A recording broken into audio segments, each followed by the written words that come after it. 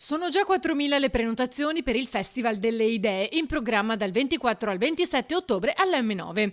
27 eventi in 4 giornate con protagonisti di rilievo, da Alessio Boni a Filippo Daverio, Pupi Avati, Mauro Corona e molti altri.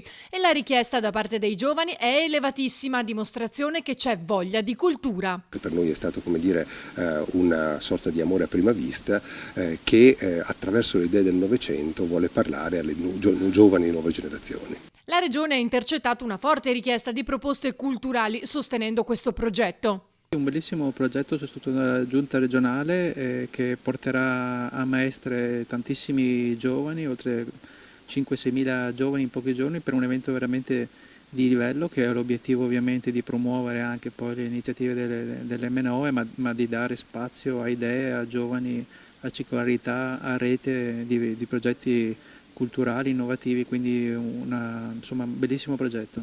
Ecco, c'è bisogno di idee nuove, soprattutto per le nuove generazioni.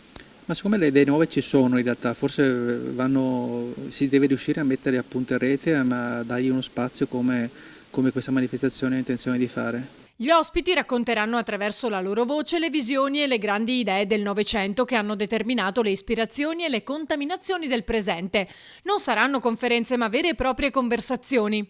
Tutti i secoli hanno le loro idee, queste idee ci sono anche oggi, solo che le idee di oggi derivano moltissimo da quelle del Novecento. Non c'è una cesura, c'è uno sviluppo, siamo ancora legati a questo secolo che dicono fosse il secolo breve, ma in realtà è un secolo lunghissimo che ancora non finisce per molti aspetti.